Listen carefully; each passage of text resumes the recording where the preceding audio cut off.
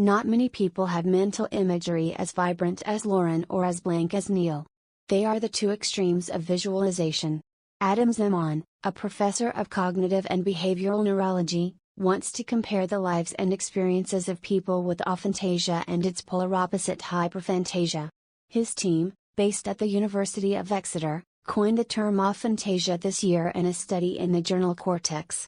He is adamant that aphantasia is not a disorder and says it may affect up to 1 in 50 people.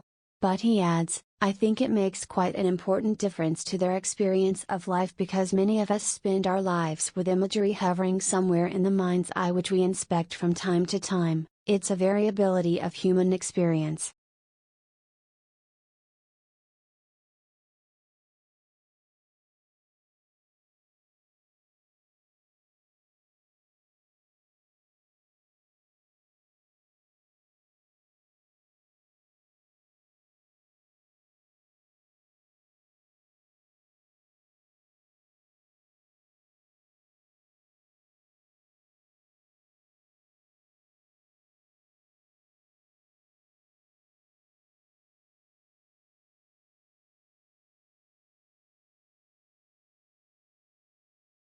This inhuman place makes human monsters, wrote Stephen King in his novel The Shining. Many academics agree that monsters lurk in the deepest recesses. They prowl through our ancestral minds, appearing in the half-light, under the bed, or at the bottom of the sea.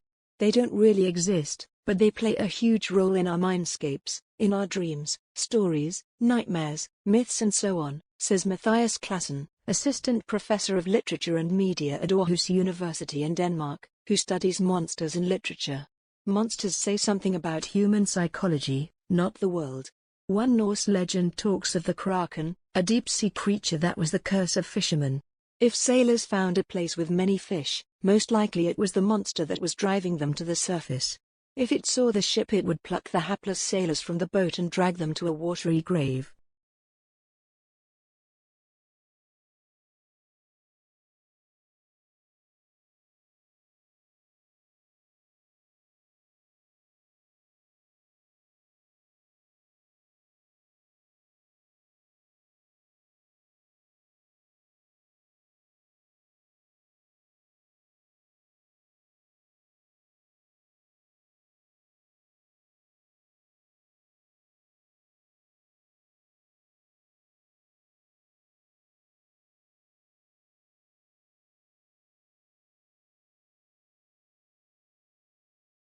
The story of the atom bomb starts in the Edwardian age, when scientists such as Ernest Rutherford were grappling with a new way of conceiving the physical world. The idea was that solid elements might be made up of tiny particles in atoms. When it became apparent that the Rutherford atom had a dense nucleus, there was a sense that it was like a coiled spring, says Andrew Nahum, curator of the Science Museum's Churchill Scientists exhibition. Wells was fascinated with the new discoveries. He had a track record of predicting technological innovations. Winston Churchill credited Wells for coming up with the idea of using aeroplanes and tanks in combat ahead of World War I.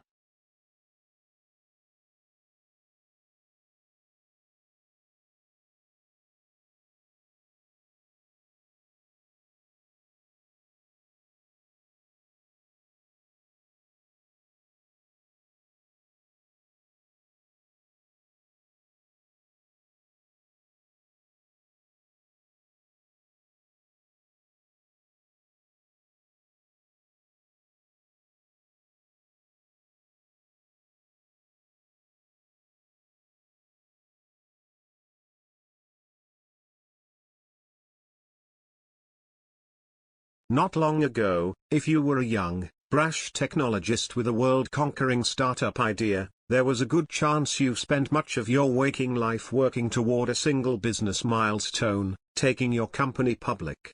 Though luminaries of the tech industry have always expressed skepticism and even hostility toward the finance industry, tech's dirty secret was that it looked to Wall Street and the ritual of a public offering for affirmation, not to mention wealth. But something strange has happened in the last couple of years. The initial public offering of stock has become D-class. For startup entrepreneurs and their employees across Silicon Valley, An initial public offering is no longer a main goal.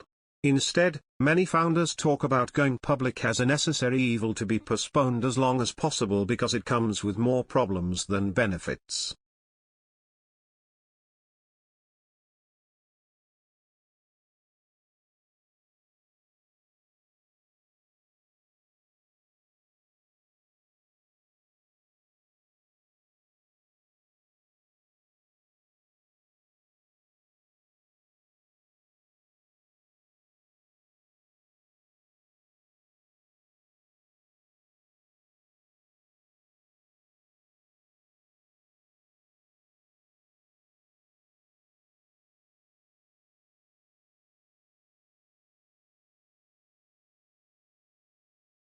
Many people fear swimming in the ocean because of sharks.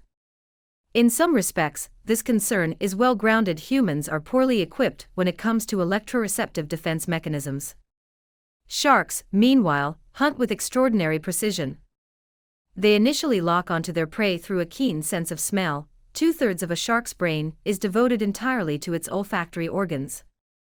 As the shark reaches proximity to its prey, it tunes into electric signals that ensure a precise strike on its target. This sense is so strong that the shark even attacks blind by letting its eyes recede for protection. Normally, when humans are attacked, it is purely by accident. Since sharks cannot detect from electroreception whether or not something will satisfy their tastes, they tend to try before they buy, taking 1 or 2 bites, and then assessing the results. Our sinewy muscle does not compare well with plumper, softer prey such as seals.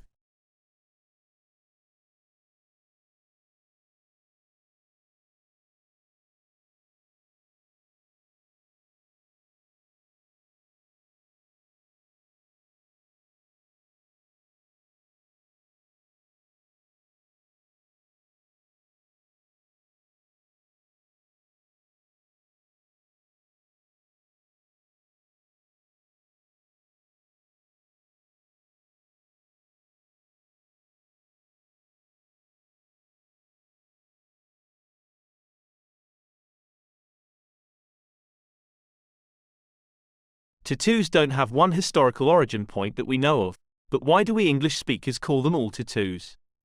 The word is an Anglophonic modification of tatau, a Polynesian word used in Tahiti, where English captain James Cook landed in 1769 and encountered heavily tattooed men and women. Stories of Cook's findings and the tattoos his crew acquired cemented our usage of tattoo over previous words like scarring, painting, and staining, and sparked a craze in Victorian English high society. We might think of Victorians having Victorian attitudes about such a risque thing, and you can find such sentiments, and even bans, on tattooing throughout history. But, while publicly some Brits look down the noses at tattoos, behind closed doors and away from their noses, lots of people had them.